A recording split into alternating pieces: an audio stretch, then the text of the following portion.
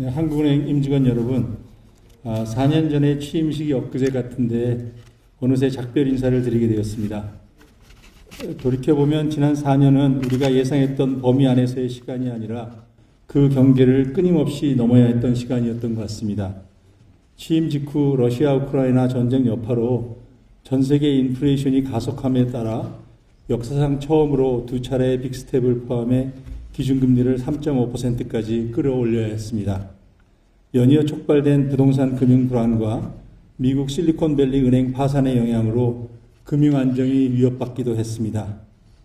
이후에는 수도권 집값 상승과 가계부채 증가에 대응하는 와중에 비상계엄이라는 초유의 상황이 발생하여 경제가 역성장하기도 했습니다. 국내 정치가 불안한 상황에서 미국 행정부의 관세 정책이 급변하고 중동 전쟁으로 환율까지 크게 높아졌습니다. 예상치 못한 충격들로 우리 경제는 계속해서 시험대 위에 올랐고 여러분의 헌신과 도움이 없었다면 위기를 관리하기가 어려웠을 것입니다.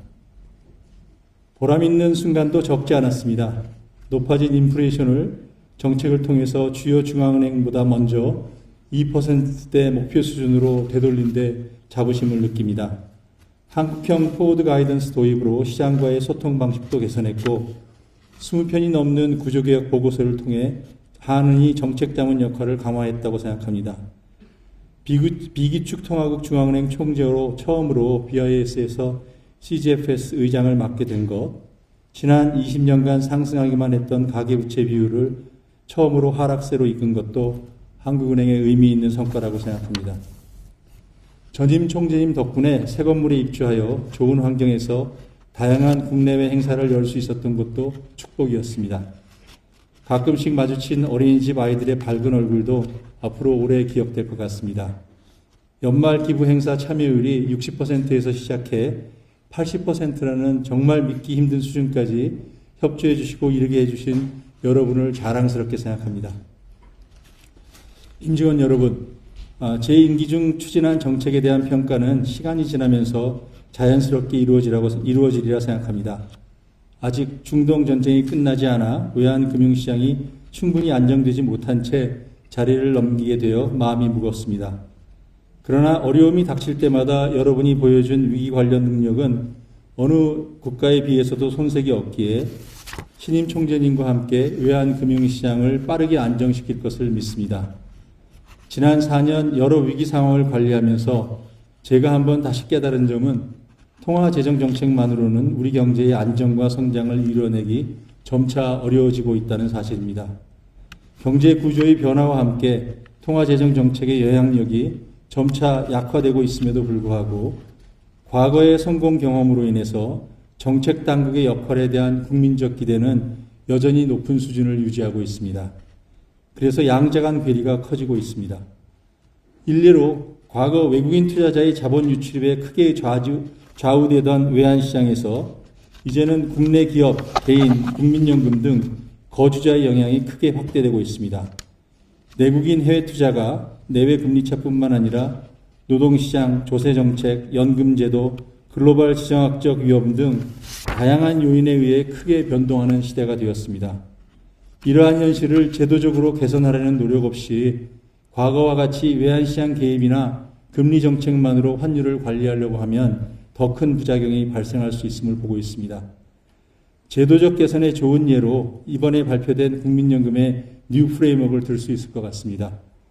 비록 서학개미 발언으로 많은 질책을 받았지만 그 덕에 그간 어느 누구도 비난을 두려워해 언급을 꺼려왔던 국민연금 해외 투자가 외환시장에 미치는 영향을 공론화하고 제도 개선을 이끌어내는 성과를 얻었다고 생각합니다. 저출산과 저성장 문제 또한 통화재정 정책과 같은 단기 처방보다는 고통을 감수하더라도 노동, 교육 분야 등의 구조개혁을 통해 이해관계와 갈등을 조정할 것을 요구하고 있습니다. 같은 맥락에서 산업구조도 돌아볼 필요가 있습니다. 반도체 화학으로 최근 경기 및 외환시장 상황이 일정 부분 안정적으로 관리되고 있는 점은 다행입니다. 그러나 이는 동시에 특정 산업에 대한 과도한 의존과 그로 인한 양극화라는 구조적 문제가 오히려 더 심화되고 있음을 보여준다는 면에서 마냥 긍정적으로만 보기 어려운 측면이 있습니다.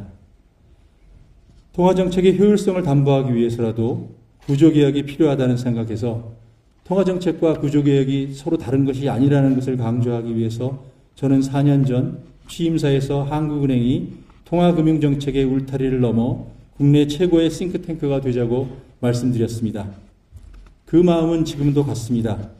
구조개혁이 현재 진영형인 만큼 앞으로도 한국은행이 교육, 주거, 균형발전, 청년교육, 고용, 노인 빈곤 등 우리 경제가 당면한 구조적 문제를 해결하기 위해서 계속해서 정부에게 좋은 조언을 해줄 수 있으면 좋겠습니다.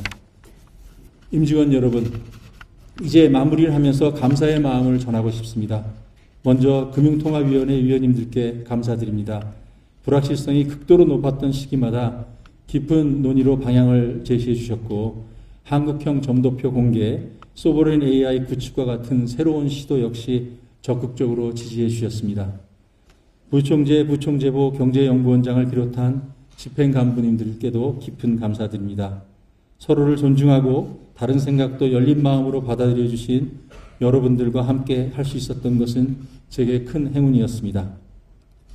정책 판단을 뒷받침해 준 직원 여러분, 시끄러운 하늘을 함께 만들어준 연구자 여러분, 시장이 흔들릴 때마다 밤낮 없이 대응하고 금융당국과 긴밀히 협력하고 한국은행의 메시지를 국민과 시장에 전달하는 데 노력해 주신 임직원 여러분과 하는 출입기자분들께도 깊은 감사드립니다.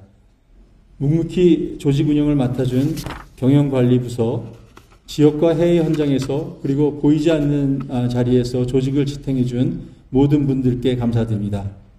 또 가장 가까운 곳에서 일정을 조율하고 정책을 보좌해주고 제 건강까지 세심하게 챙겨준 비서실 여러분에게도 감사의 말씀을 전합니다.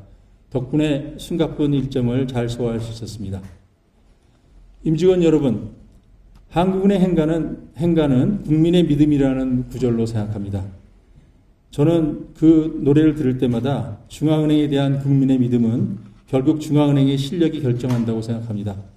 지난 4년간은 여러분의 뛰어난 실력을 확인하고 같이 일하는 행복한 시간이었습니다. 앞으로도 안주하지 말고 목표를 높게 잡고 더 많은 발전을 이루시기 바랍니다. 마지막으로 제 가족에게도 감사의 마음을 전하고 싶습니다. 늘 곁에서 걱정하면서도 내색하지 않고 중요한 순간마다 중심을 잡아주고 하나님을 만나게 해주고 또 매일 기도해준 우리 아내에게 감사드리고 그리고 묵묵히 응원해준 두 딸과 아들에게 깊이 감사하고 사랑한다는 말을 전하고 싶습니다. 이제 저는 이 자리를 떠납니다. 함께해 주신 모든 분들께 다시 한번 감사드리고 저는 정말로 여러분하고 같이 일해서 영광이었고요. 여러분과 보낸 시간이 제게 보람이자 무엇보다 큰 영광이었습니다. 오늘 아침에 엘리베이터 타니까 드디어 저한테 인사하고 말도 걸어오는 직원들도 많아서가지고 제가 뭔가 한국은행을 조금 변화는 시켜놨구나 하는 생각이 들어요. 그래서 자부했습니다. 여러분 정말 많이 도와주셔서 감사드리고요. 제가 바깥에 이제 어딘가 있을 텐데 여러분 커피 마시러 자주 오십시오. 저랑 같이 얘기도 하고 우리 좋은 인연을 계속 이어갔으면 좋겠습니다. 그동안 도와주셔서 정말 감사드리고 여러분 모두에게 건강과 행복이 함께하기를 기원합니다. 감사드립니다.